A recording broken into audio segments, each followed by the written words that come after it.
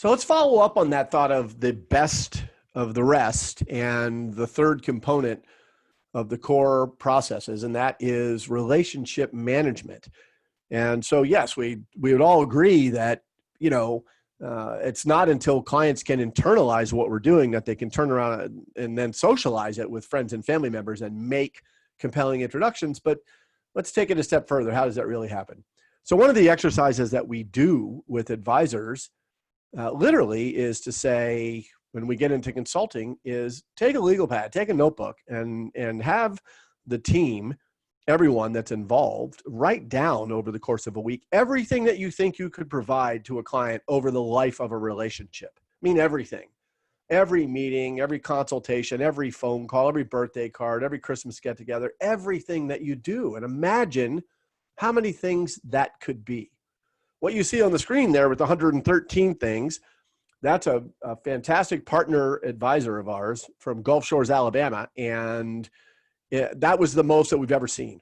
And we've seen 50 or 60. It typically averages around 75 or 80 things that you could do over the life of a relationship.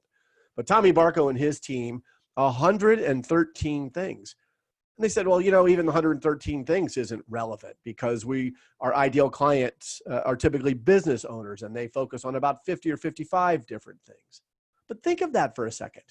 So the question we would ask an advisor is, how many of those 113 things, number one, are important to your clients? Number two, how many of them can they remember? Even if it was 50, could they remember? Of course not. And this takes us back into the data dumping. Look at all these things that we can do. And there's not an easy way to describe our process because we don't have a process.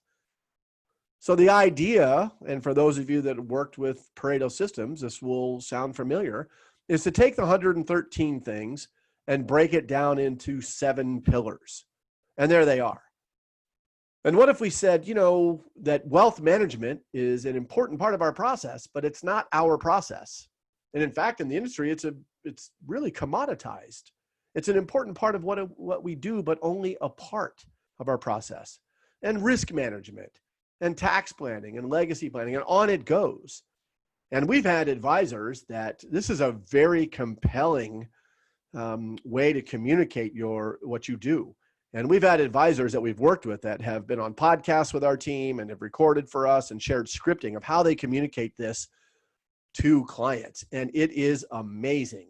And in about 14 minutes, you could talk about everything that you do from the 113 things. Really, it's a function of 7 pillars, the foundations of your road to financial independence. But even that's too much. So from the 113 things to the 7 pillars, then to the one process. I don't know if we said something like, so many of the things that we do, we recognize are not relevant to you right now. 113 things, even the 7, too much, not relevant. But our experience tells us that as your life unfolds, your needs will evolve. And all of the things we provide at some point will become relevant. And when they do, we know how to apply them. Why? Because of our proprietary process that takes all the pieces of your financial puzzle and puts them in place. And then maybe what we'll do, let's work together. We help our advisors. Remember people, practice, process. We talked about that earlier. Michael Dell, Dell Computers, Intel Inside. We work with our advisors to come up with their Intel Inside. You also remember the personal, emotional connection that clients want to have with you. Tell me a story about why you're in the business, what's compelling, and then have it connect to financial services.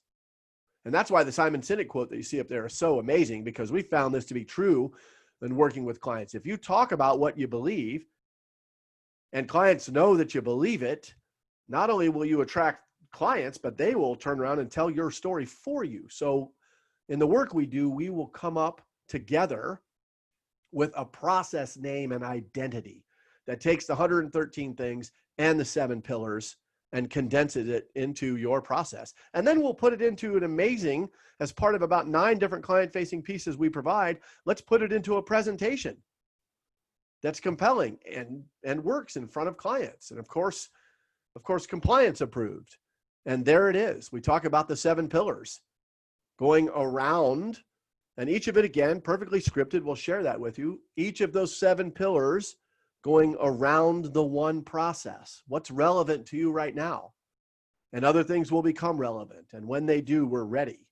We know how to apply those things. And then, of course, on the right-hand side, what matters most to our clients? That discussion we also had earlier around family, occupation, recreation being the why, money being the how. Those are the things that matter. And what we can control in a world filled with so many things that are out of our control is our philosophy, our planning strategy, and our process. And finally, where we live is where those two things, matters and control, overlap. That's our process. Imagine what would happen if you put that down in front of clients and shared, hey, this is a different way to really understand and perceive what we do. And you can turn around to describe it in a compelling way to people in your life that are important to you. Okay? Does that make sense? And we'll get into that a little bit more deeply, but you can get in touch with us and let's talk about 113, 7, and 1.